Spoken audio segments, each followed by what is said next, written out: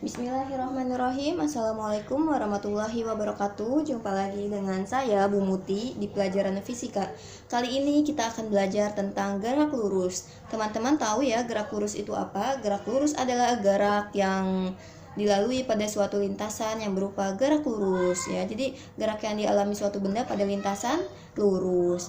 Nah, gerak lurus itu dibagi ada dua macam, ada GLB dan GLBB. Teman-teman tahu nggak sih apa itu GLB dan GLBB? Nah, kalau GLB itu adalah gerak lurus beraturan. Apanya yang beraturan? Kecepatannya dia beraturan, yaitu konstan.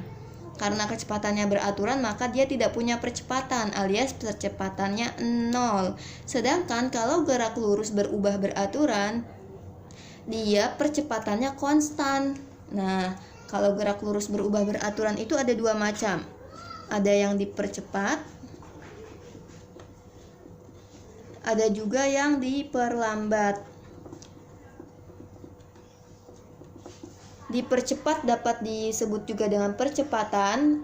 Nah, jika diperlambat istilahnya adalah perlambatan.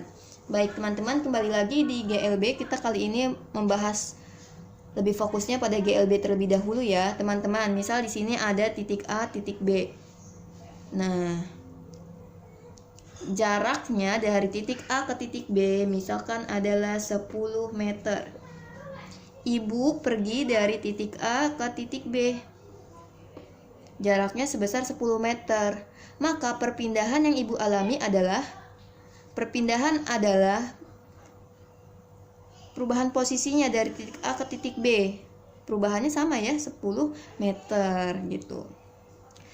Kita lihat dari grafik V terhadap T, grafik kecepatan terhadap waktunya. Karena kecepatannya konstan, maka grafiknya lurus.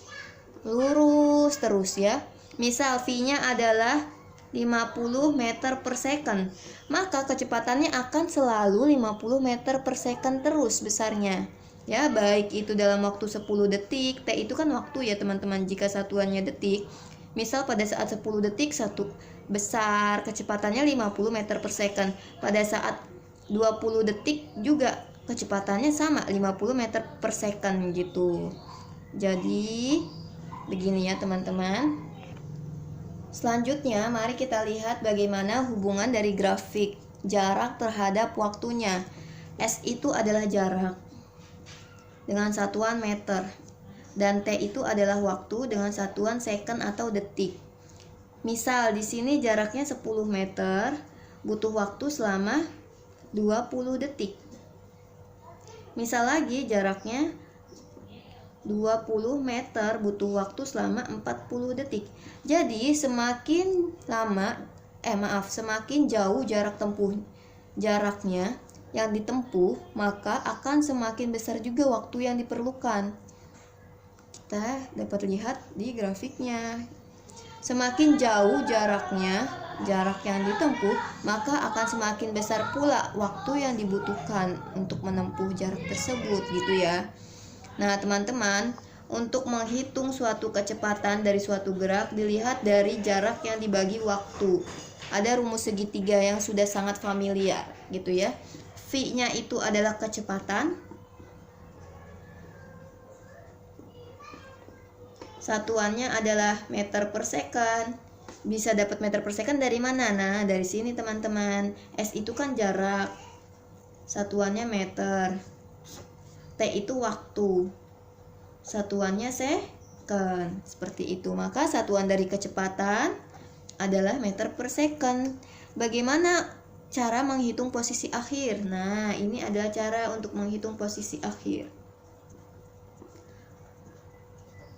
Posisi akhir simbolnya ST, satuannya meter ya. Kalau S0 adalah posisi awal, satuannya juga meter. V itu tadi apa? V adalah kecepatan, satuannya meter per second.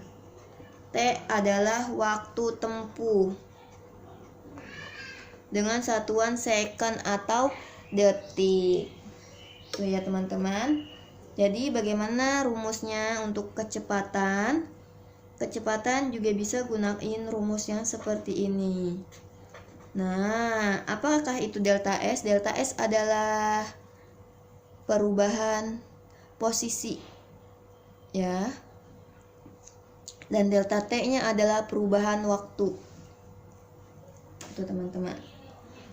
Untuk lebih jelasnya mari kita lanjutkan dari contoh soal.